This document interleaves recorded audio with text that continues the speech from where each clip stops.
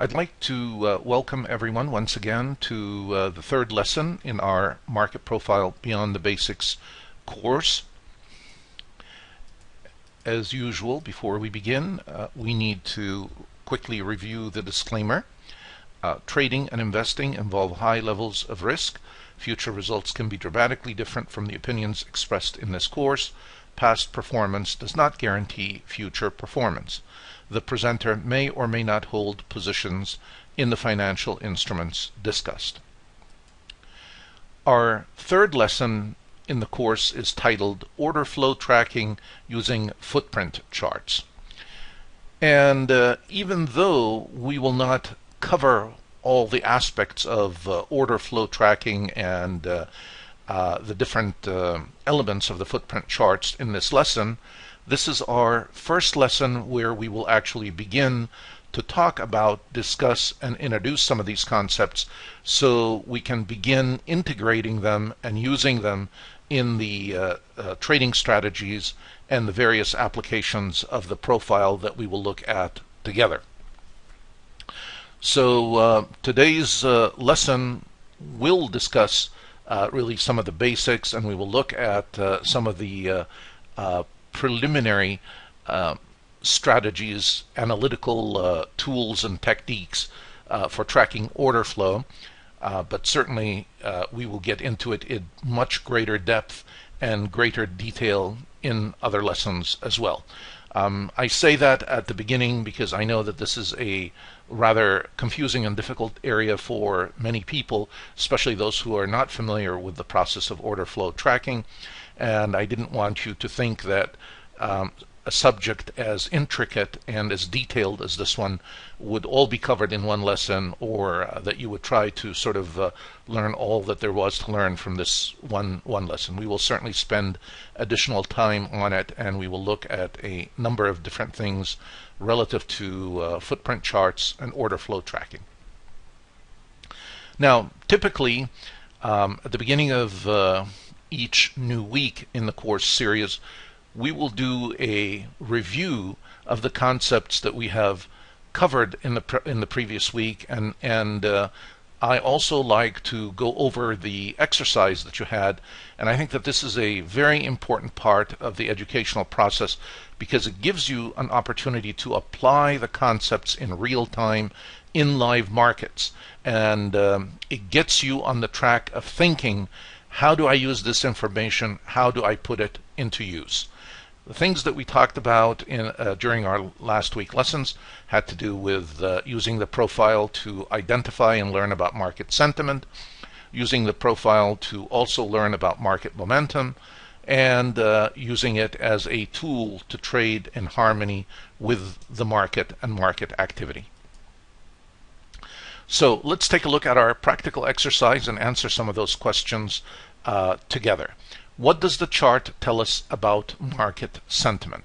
So if we look at the prior week, what does the chart here for the prior week tell us about market sentiment? Was the market bullish? Was the market bearish? Well, let's take a quick look at it together and analyze and see what happened. We have a cluster of activity here, and what happened after it? A quick jump, another cluster, and another cluster. And here we actually have two small clusters close to one another and a very tiny area of development here. But what was ultimately the result of this activity? Obviously, it pushed prices higher, and this activity higher yet, and this activity again higher and higher. So just by looking at this profile, you should know right away that the market sentiment in the market is very bullish.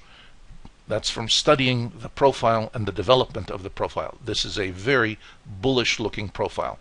There are a number of other things that you want to hone in that will help you come to that determination. Naturally, the prior week made a higher low than the week that preceded it and a higher high, which is again typical of an uptrend.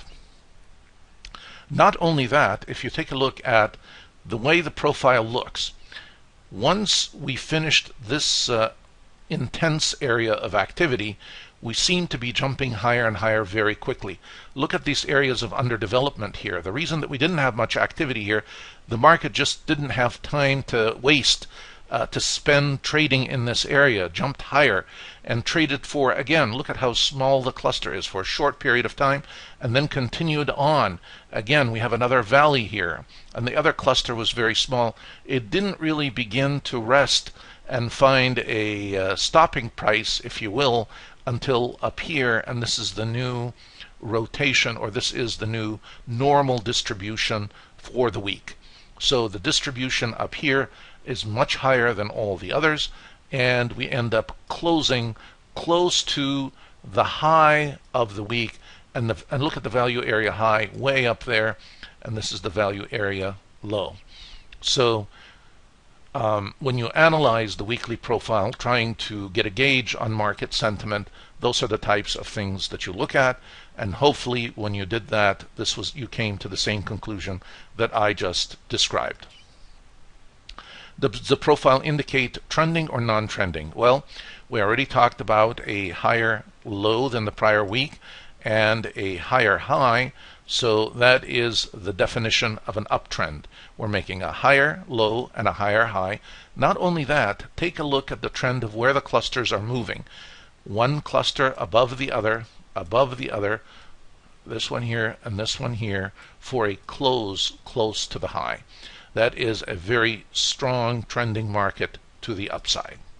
So we had a very bullish market that week. Does the profile show a bullish or bearish close? This is an interesting question. Now notice, we close above the volume point of control, both for the TPO and for the time price opportunity point of control, as well as the volume point of control. We are closing in the top half of the range, and not only in the top half, but in the upper quarter of the full range, or the top half of the upper half. So this is very bullish up here, closing very close to the high of the week. That is a bullish close based on the development of that week. Bullish close. Now, would you prefer to buy valleys or sell peaks in the following week? Based on the sentiment that you've detected and the trend in the market, your answer should be, I would like to be a buyer of valleys, meaning anytime price drops to these types of areas, I would be thinking about buying. Again, here would be another one. Certainly if the market ever came back to visit this area, this is what I would like to be buying rather than selling the peaks, because of the strong bullish sentiment in the market. And here is another beautiful area where we hardly had any development. Once again, this is a very strong area of support, and at some point it will be tested, and we will see if that buying pressure, or these strong buyers that were here, are still present or not. So I would be a buyer of valleys rather than a seller of the peak. If we were to describe that style of trading, we would say that this would be trading with the trend and also trading in the direction of momentum. When you do that, when you trade in the direction of the trend and in the direction of momentum, you increase the probability and chances of your success. So I could, in fact, choose to take some shorts in this market, but they're likely to be short-lived, and no pun intended here, and at the same time, the probability of their success is going to be lower. So I'm really fighting an uphill battle. So why not stay with the trend and stay with momentum? I know that many traders say we ought to play both sides of the market, but whenever you have such a strong trending market to the upside and such strong momentum, you really don't want to stand in front of it and be on the opposite direction of the market. And quite often, it is good not to be greedy. If you can make the money buying the valleys, you shouldn't also be trying to sell the peaks. Be content with your gains and stay on the right side of the market. That is good advice that will keep you out of trouble and will help you to maximize your returns. Who has momentum in the market? Obviously, the bulls have the momentum in the market. We wouldn't have this kind of a bullish profile unless the bulls had the momentum. Again, look at all these areas we just skip right over because the momentum is so strong. This is how we gauge momentum. So really, in the prior week, we didn't have the strong bullish momentum that we had during this week because we don't see as many of these valleys as we do in this particular week. This is how we gauge momentum on a profile chart. A trader feels that since this market has been trading at an all-time high, the smart play would be to short the market. Now, I run into this all the time. Oh, that's gone way too high. It's much higher than it should be. The market is oversold. Who are we to tell the market whether it's oversold or not? As profile traders, we want the market to tell us what we should be doing. We're not going to impose our will or our projections or our prognosis for the market. We need to see what is the market telling us and respond accordingly. And we just went through an exercise that told us the market is incredibly bullish. So what would you think about this trader's recommendation? I'd say thank you very much. I'm not going to listen to anything that you have to say. I'm going to listen to what the market is recommending and what the market activity is telling me. So there is no such thing as we've reached a too high of a high and I should start shorting the market. Based on last week's activity, what are your potential projections for the market? All right. Now, herein lies one of the analytical processes that I really want to share with you in these lessons, and that is to begin to take a look at the market, analyze it, and project. Here's what I think is likely to happen. And then as the market begins to develop, you need to take a look and see, is your projection on track or not?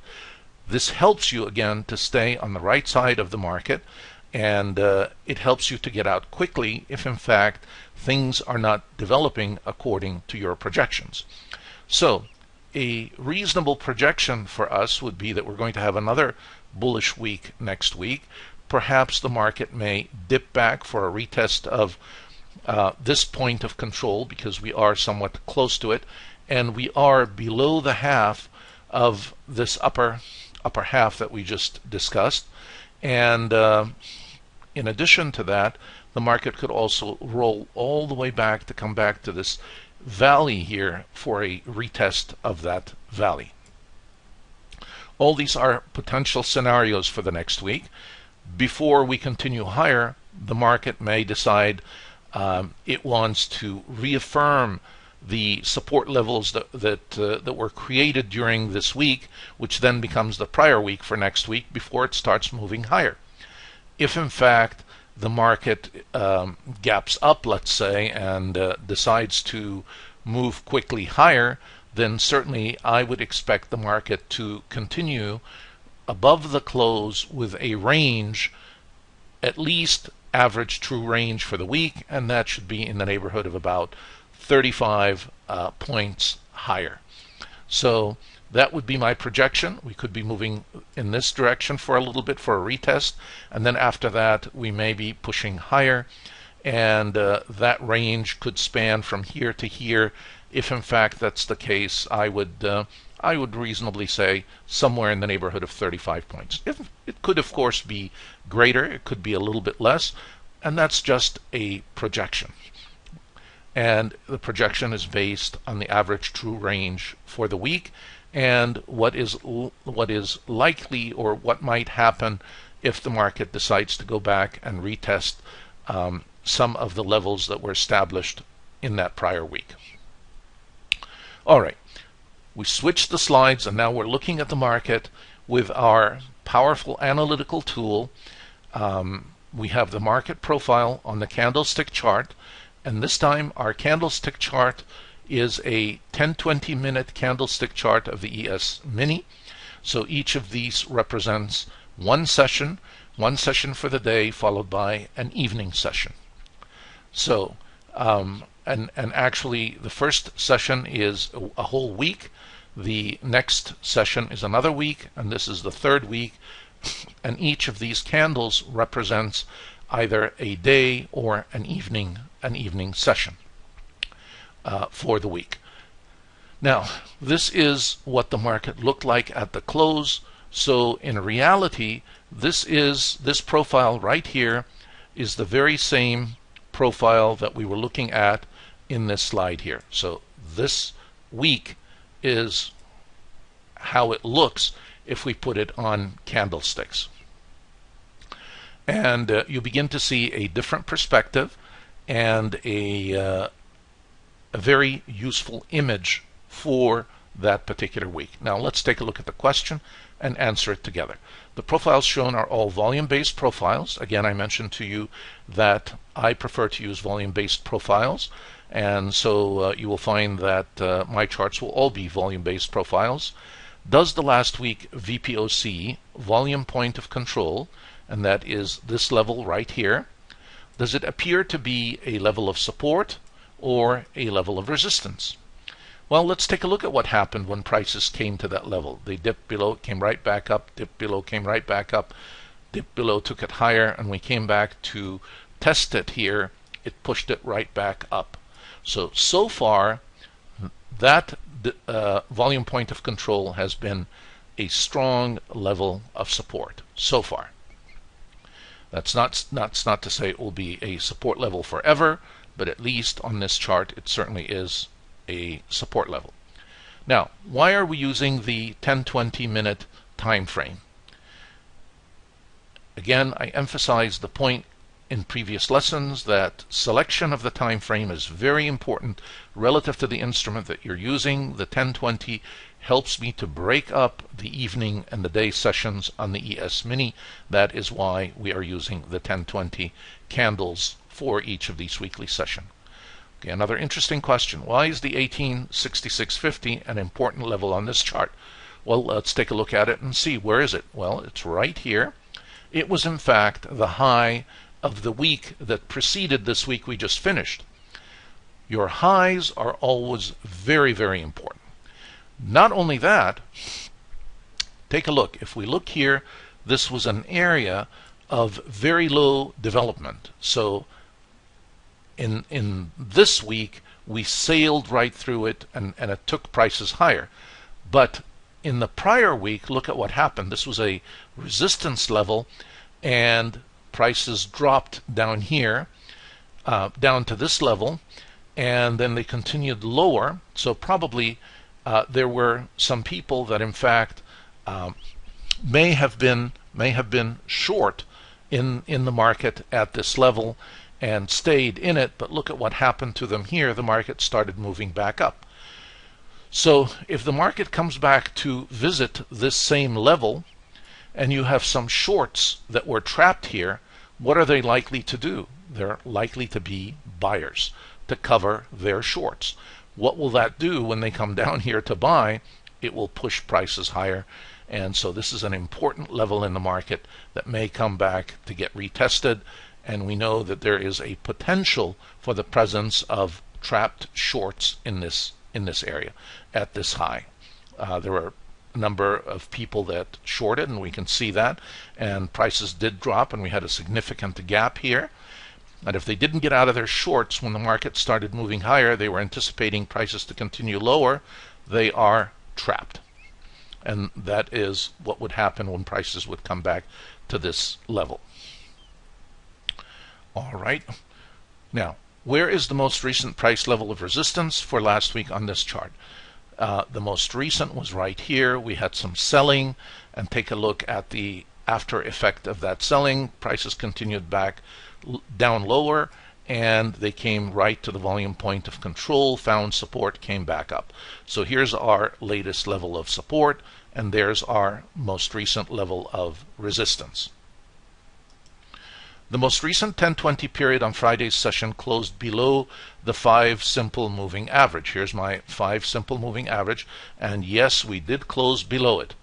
Is that a bearish sign? And the answer is yes, it is. Whenever we close below the simple 5 on a 1020 chart, that is a bearish sign. And if in fact we close above it, as we did here, that is often a bullish sign. So what does this really tell me? Well, it tells me that the scenario or the projection that I made a little bit earlier, that prices may come back for a retest of the support level here, or this potential support level down here, is very realistic. That I shouldn't expect prices to shoot up immediately because of all this bullish momentum, that there is a potential for a rotation to the downside. And I learned that by looking at this bearish development here. So yes, we have one session that closed bearish towards the high. That does not negate the activity of the full week or the trend. It simply alerts me to a potential retracement in the market.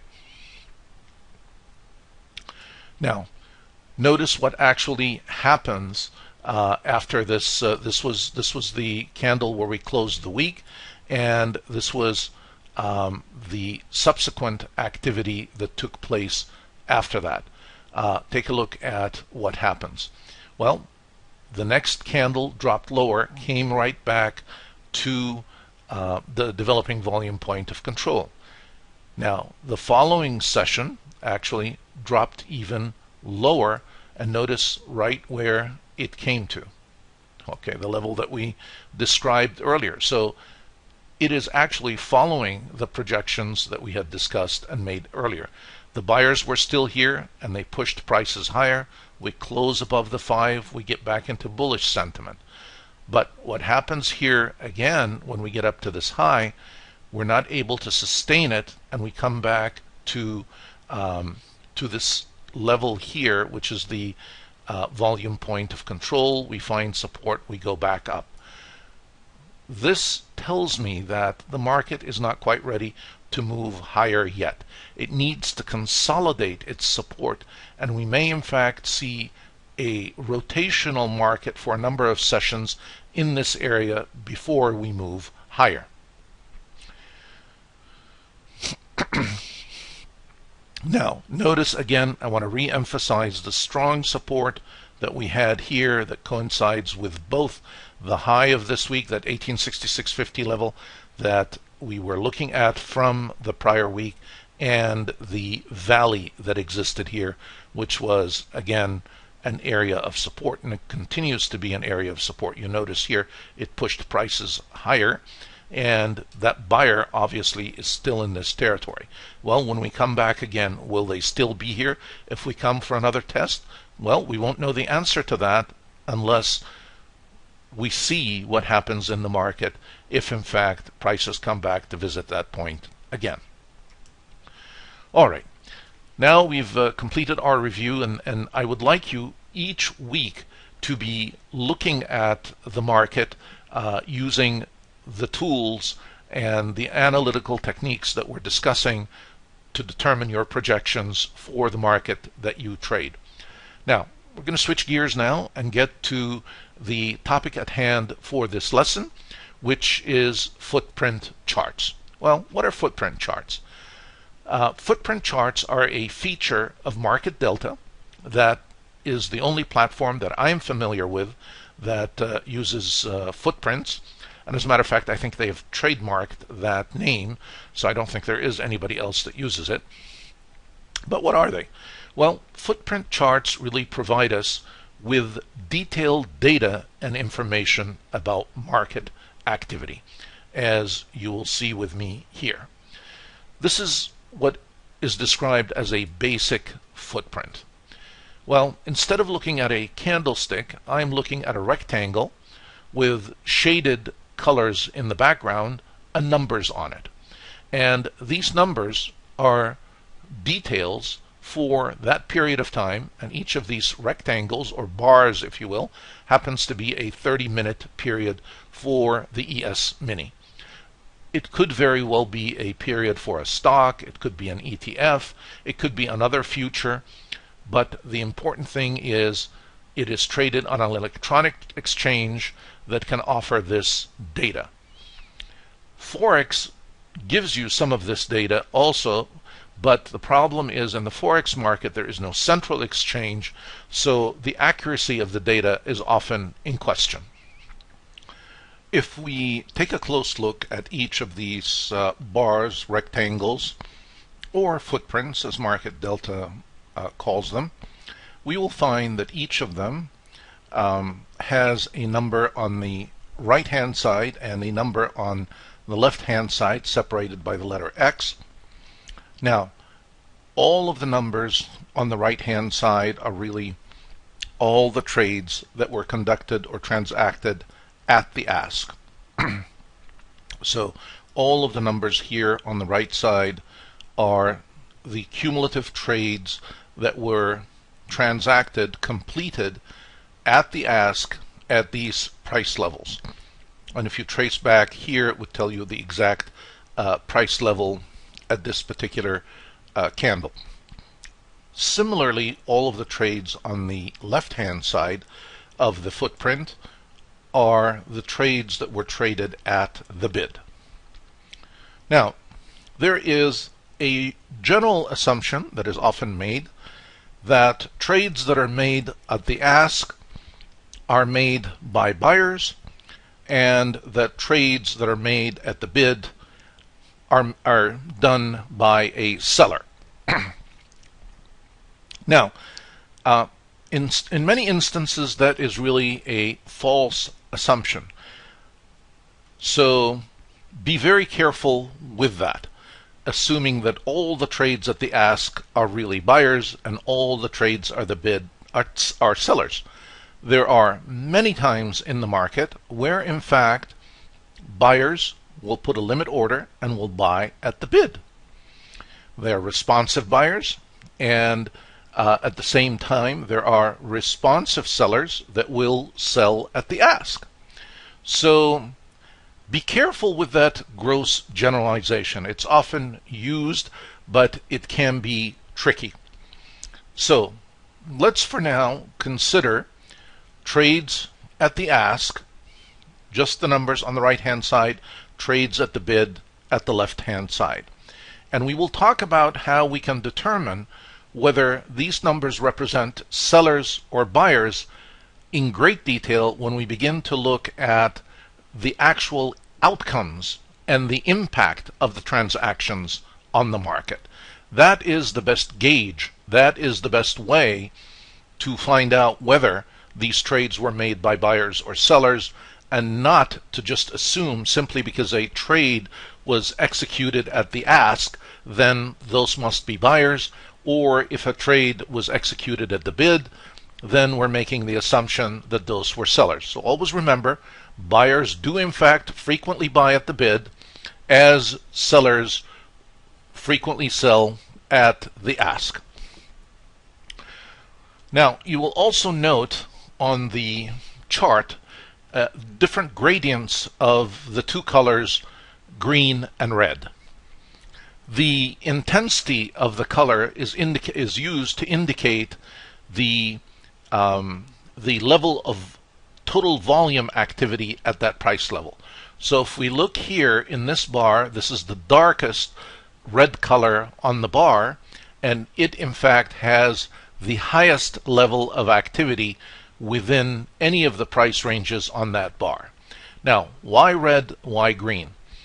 If in fact the number of transactions at the ask are greater than the number of transactions at the bid, the assumption, and again, special emphasis on the word assumption, the assumption is in fact this was a buyer transaction because of the a large number at the ask. And so it gets the color green. And similarly here, because we had a significantly higher number on the bid side than we did at the ask, the assumption, it's red because of the seller. So now you understand the intensity of the color and what is that intended to show visually. So if I see intense red like that, I would anticipate prices to continue lower based on those assumptions. But you will see there are instances when that actually is not accurate or true. Now, we can also display many different types of numbers on this footprint. It all depends on our strategy and what we want to look at.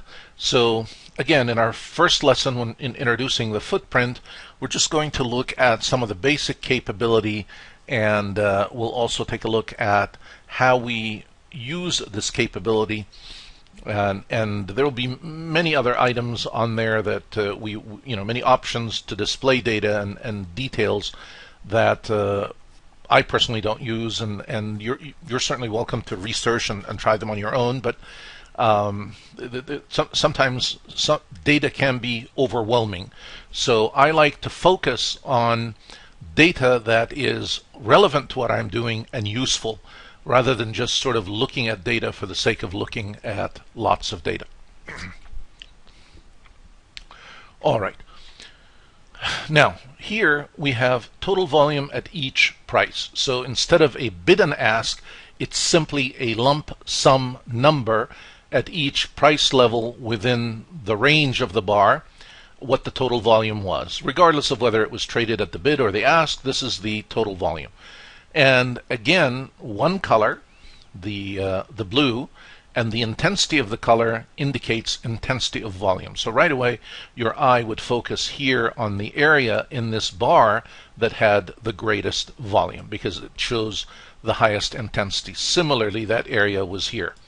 And so looking at total volume figures can sometimes be helpful and useful, and we will also look at that as one of the techniques for displaying the footprint, because it helps us to look at volume distribution. Now, a volume profile is nothing more than volume distribution for a particular trading session. In this case, the session is really a 30-minute session, so this volume distribution is really the same exact thing that you see here, just represented in a visually different manner. So here we actually see the numbers. In this case, when we look at it this way, we see bars, we see a histogram, and we see different color intensities, again, based on which of these bars had a more intense and a greater level of volume. Again, the dark colors are areas of intense volume activity. This is an important form to be familiar with, because it gives you an opportunity to adjust and customize the footprint that you are going to use. And it gives you many different options. For instance, you can show volume at price, you can show time at price, you can show ticks or trades at price, you can break down by bid and ask. It gives you a number of different options, and if you have market delta, I encourage you to experiment and take a look at some of those options. Now, here's another way to display the very same data that we've been looking at. And we are able to do that again using the features on the window that we were just looking at. In this case, what we have again is all the transactions on the ask on the right hand side, and then all of the transactions at the bid on the left hand side. This bar here is what's known as the close bar. So since this is green, this was obviously the open, and this was the close. And here, this must have been the open, and here's the close, because this is a red line or a red bar. The idea here is we shade the side with the greatest intensity. So if you look at a number that's in green, it means it was more intense than the number on the other side. So the ask was more intense here than the bid. And vice versa. If in fact the number is red, as we see here, then all these numbers at the bid were more intense or greater than, higher than the numbers that were at the bid. Another visual format to help us as we navigate in the market and try to pinpoint our entries and exits and sort of seek order flow affirmation for our trading decisions.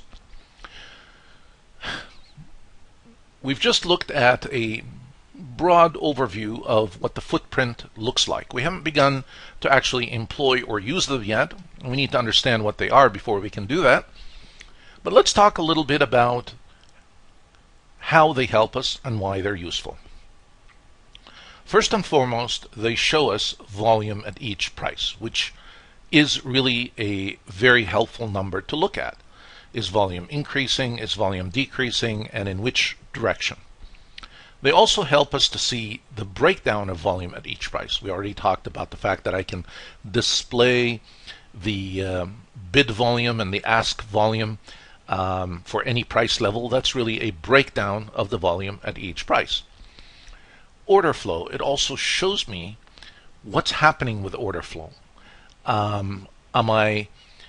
As volume is coming in, am I actually seeing prices move to the upside or move to the downside? And order flow is sort of, I don't want to say difficult, but it takes a little bit of time to get the knack of being able to accurately and correctly read order flow. So, and that is usually most useful for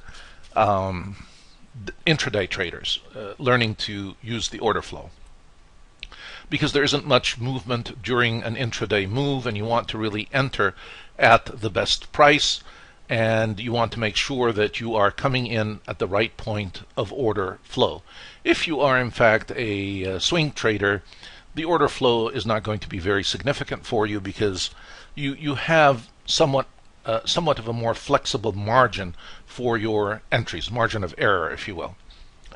Now, it will also show us the number of ticks or trades at each price, the footprint, the time at each price, and the delta at each price. So all of this data can be useful and can be helpful depending on the strategy that we use. We're going to begin now by adding our valuable profile tool to our footprint chart. So all of a sudden now we've added another dimension, and we're going to begin to see how this will help us make sense of this footprint tool. Here I have a 1020 profile, so it is for the day session. Here's the high, here's the low of the session. You can see 1020 gives you the duration of the session, or the profile that we have on there. And you can see that this is really just the start of the day. We have the first 30-minute period, second 30-minute period, third 30-minute period, and then the fourth 30-minute period. So periods A, B, C, and D on the profile. Now, as we begin to read order flow and use it, you will see that the profile will be a very, very valuable tool for us. But there are also other things that I want to introduce to help us get an even clearer picture of what to look at and to see what is happening in the market. Candlesticks in the background. Now notice, once I've added the candlesticks, since the candlesticks happen to be a very familiar way to look at activity in the market, I find that people like them, like to see them. So right away here, we can see that from the profile, this was an area of heavy volume activity. All right, and we can see what happened after this heavy volume activity. Look, we see the activity here on the profile, and we also can look at the value area low from the prior session, and here is the value area high from the prior session. Okay, let's look at how prices are reacting. We dropped down, but we came right back up, and after this intense volume activity here, which probably included both periods, we find that prices push higher. So certainly, as I begin to observe that and I begin to see all the green on this right-hand side, I would feel a lot more comfortable about a long entry somewhere up here based on what I'm seeing as far as intense volume activity and order flow to the upside. And sure enough, it continues, and you can see how all the green up here continues and continues to move higher. Now, when this period closes, this 30-minute candle closes, why would I decide then to get out of this entry and be somewhat leery or reluctant about continuity? Take a look at how little up here activity I have and how the activity is actually decreasing significantly from what it was down here at this level. So the market isn't facilitating trade to the upside in this candle. So when I close down here and I take a look at the high, I would be somewhat leery and about continuing. And if I wanted to know if in fact prices were going to continue higher or not, I would look at this high volume node that appears on my profile and see what is really going to happen when prices come back to visit it. If prices see additional volume come in and we continue higher, I may be comfortable coming back in with another long. But if in fact I see volume dwindling, as I do here, I would begin to get bearish. And certainly if I am in a long trade that I initiated down here somewhere, I would be getting out of that trade and waiting to see what the outcome of this candle will be before I do anything else. So this is just sort of a brief overview of how we begin to use these tools. Now I'm adding some additional technical tools, some very simple ones. I want to take a look at the volume point of control for each bar, and that is the level that has the greatest volume for each of my bars, and each of these bars happens to be a 30-minute bar. I want to take a look at where those are, and they're very easy to spot. Here they are. These are all my high volume nodes. Now, the other thing I have are my simple moving average and the 20 simple moving average. Now, take a look at when we were up here, and what did my 20 simple moving average look like, the slope?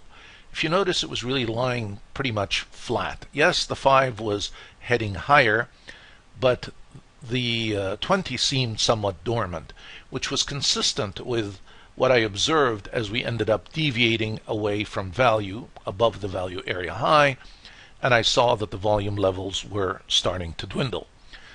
Some additional telltale signs or clues that help us when we trade. Again, very basic, very simple tools, but yet very effective. So when I see this in terms of how it is moving, and I also take a look at the volume as we extend beyond the value area high. And remember that concept that we introduced in earlier lessons, that opportunities in the market exist often when price deviates away from value. And we see the deviation up here. We're above the value area high. We end up closing below it. And the question is now, is the market going to facilitate trade higher, or is it going to take us back towards value, maybe even for a retest of the value area low? And in this case, the answer in looking at the order flow becomes obvious to us very, very quickly. We open here below the value area high. We make another attempt at going through the value area high, but take a look at the volume levels that we get up here. 176 tops, and then we start dropping. Once I begin to see these large numbers that are even greater than the numbers that preceded me on the bar up, and prices are dropping, I'm a seller in this market, or I would be comfortable taking a short. So that is the process of how we read order flow. But again, the profile helps us in terms of identifying the key points that we really should be looking at and understanding profile concepts, just this very simple concept of what happens when prices deviate away from value. Helps me to identify the trading opportunity, and the order flow just becomes another tool in my toolbox to determine whether I want to enter long or short. And it is a very active tool. It's a very rapid tool, so it doesn't take a lot of time. I observe the activity as it happens in real time, and I need to decide quickly on what to do. Now, here I'm going to introduce another technical indicator, which we will talk about, we'll spend some time on again in other lessons. It's the KVT, or the Kepler Volume Tracker. The basic idea behind the KVT is it is very helpful for us to know what the prominent or heavyweights in the market, or smart money, if you will, are doing in the market. And our first challenge is to identify when they participate in the market. That's the first challenge. And then once we have been able to identify the when and where they participate, we want to know which way are they going, which way are they trying to move the market. And so in this case, I took off the profile off the chart just to show you how the KVT alone could help us in making those types of determinations and detecting direction of the market. Notice here in this case, I have a red dot, and here I have a green. Well, what the KVT has detected is what we call level 1 and level 2 volume levels. Level 1 basically is an intense level of activity above the average, and level 2 is a twice as intense level of activity above the average. So the red is not necessarily negative by any stretch of the imagination. It just means there is more intensity in terms of the increase in volume. And this is lower intensity. So let's take a look, but in both cases, this was heavy volume. This was a footprint, if you will, of a giant. The giant was in the market. Now, what did the giant do when they came in? Well, take a look at where prices went. Did they continue to drop below? No. They started to move higher. So obviously, even though all these numbers were red, this was buying activity. And these buyers prevailed during this 30-minute period and continued to push prices even higher yet. However, we had some intense activity here, and take a look at what happened when we came back to visit this activity. Did this prove to be a level of support, or did it in fact continue pushing prices lower, meaning that this was a seller here? Don't want you to mistake the color red for thinking that the KVT identifies a seller and a buyer. That is not correct. The KVT merely identifies for us high levels of volume. So what does it do? It goes back and looks over a period of time. During this same exact time period, what was the average level of volume traded? And then it examines price levels that deviate from those averages. And in this case, we had a significant deviation from average here. And in this case, we had twice as significant deviation from an average here. So this was a deviation that was 2 standard deviations higher. This was 1 standard deviation higher from the average. So take a look now what happens. As prices drop, and they drop below a KVT level, I am a seller right away, because I've now recognized or realized what the smart money was doing. They were selling here. All right, and so prices continue to drop. Once again, I begin to see 1 level 2 and 1 level 1. And we will talk next lesson on how we adjust the settings in the KVT. But now I want to focus on what it tells us and and how to use it, and then we will look at the settings. Again, order flow and this type of detail requires time to digest, requires practice, and so we will be visiting and going over it a number of times. But since we will be using it to determine our trade entries and to help us with our strategies, I wanted to introduce it to you fairly early on. Now, notice here again, intense volume. What is the outcome of this activity? We continue to drop lower. If we are below, certainly below the low here, and I have smart money here, I am a seller right away, and the market continues to drop even more.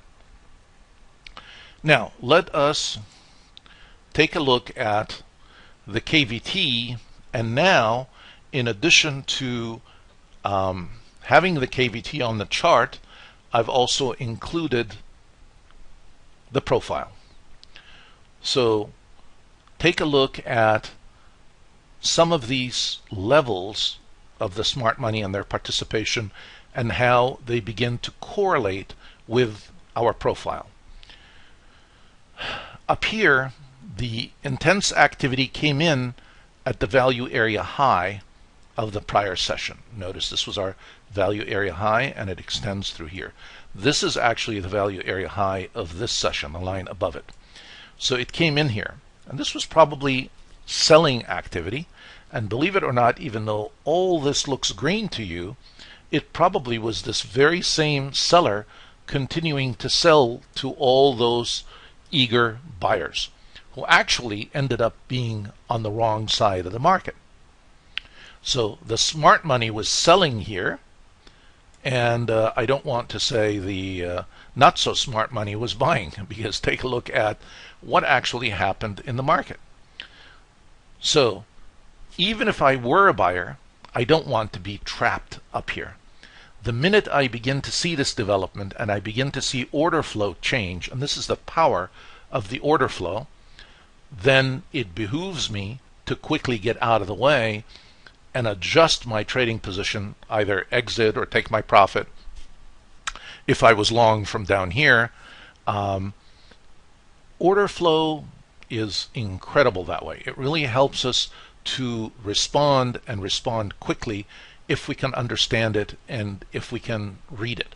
And this is why I want you to begin focusing on it and understanding what's happening. So if you notice, all these greens here, all these asks, obviously somebody was selling, somebody was buying.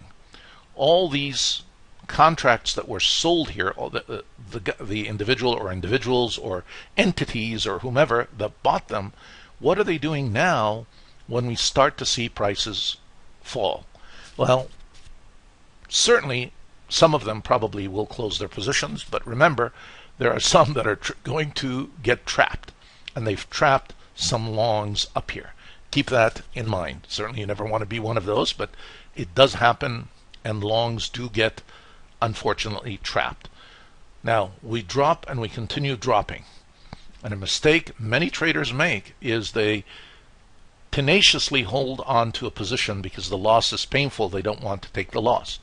And that's why, if you understand order flow, and if you would have seen a KVT and me taking out a KVT and you're still in this trade, you really should not be trading anymore. I mean, you really should rethink your whole strategy. You don't understand what's going on in the market, and you're going to get trapped, and your losses are going to continue to mount.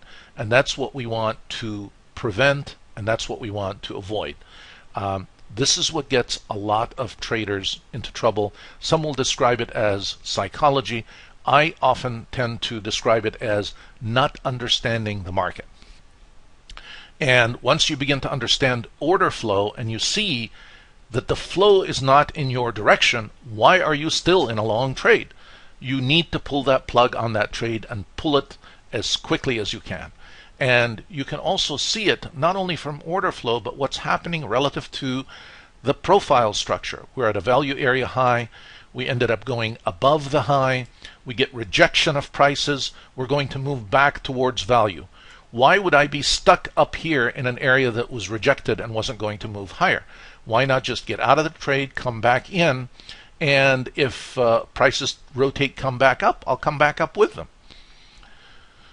In this case, prices continue to move lower. I get heavy participation again here. And sometimes this may be a cue for me to actually exit, because I don't know what the outcome of this heavy participation will be. It could very well be that these folks are going to turn the market around, especially since this is what happened here. Just a short while ago, this heavy participation came in and pushed the market higher. Is that buyer still committed here? Obviously they were, and the activity did come in, but the seller overtook them. And I am not able to predict that or to anticipate that.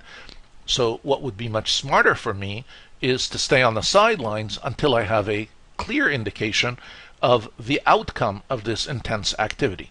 I'm not a big player like these guys. I'm not going to get in their way. And the minute I begin to see prices dropping below this level in this next bar, okay, I'll come in. So I may have missed a point or two out of the trade, so be it. But at least I'm staying in the direction of momentum, I'm staying in the direction of order flow, and I'm not fighting an uphill battle. Prices continue to drop, and they drop lower. I don't see any big participation back in. So all the way through here, we get down to the value area low. This could be a point, an area where I may in fact reduce or take some of my profit. I may choose to continue to stay in the trade because I still haven't seen any heavy hitters come into the arena. Those are judgment calls one would make, but nevertheless I grabbed a couple of points heading down. And intraday, that is usually a reasonable goal to grab. If you can grab a couple of points here, a couple of points here, especially during a day that does not look like a trending day, and you know from the get-go this is not trending. Whenever you see the simple moving average and the 50 moving average parallel to one another, so close together, that is not a trending day. If anything, now we're starting to see the beginnings of a potential trending day to the downside, and certainly not the upside. So I want to look at all the different parameters. I want to look at order flow. And order flow is affirming to me what my moving averages are also telling me. So when I get a confluence of evidence, I should pay attention to the overall market activity and stay on the right side of the market. As a momentum trader, you want to be with the momentum. You never want to fight against momentum, because if you do, more often than not, as a matter of fact, always you will lose. Never fight momentum in the market. You want to be with the direction of momentum. Now, I've added one more element that we didn't have, that again I wanted to introduce in this lesson. Another helpful element, if you will, that comes as part of our profile tool, and that's the developing point of control. First of all, early on, this is where my point of control was.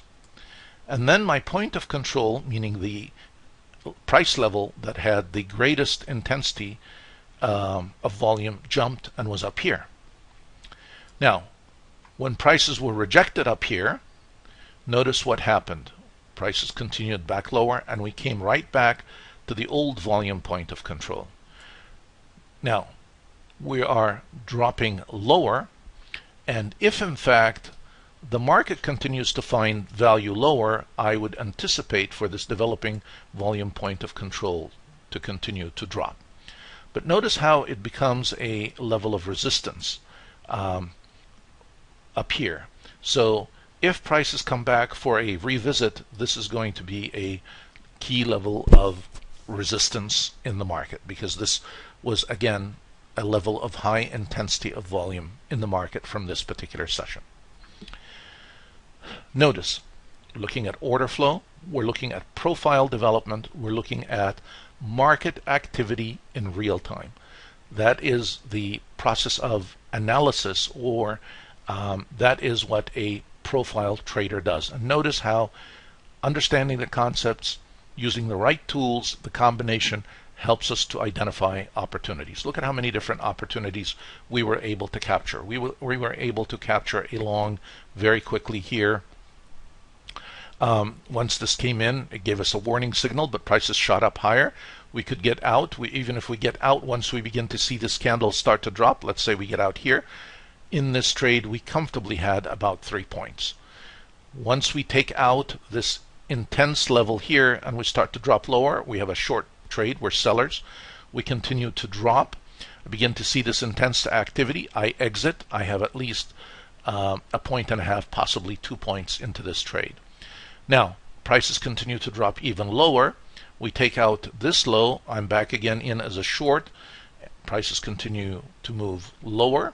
I could exit here. I could potentially exit here as prices come back up. I've got another point. So comfortably, just during the first 1 hour, 2 hours, 3 hours of the market, I have pulled out about 5 points out of the market, simply by staying on the right side and not trying to take the market where I want it to go, but really moving with the market where it wants to go.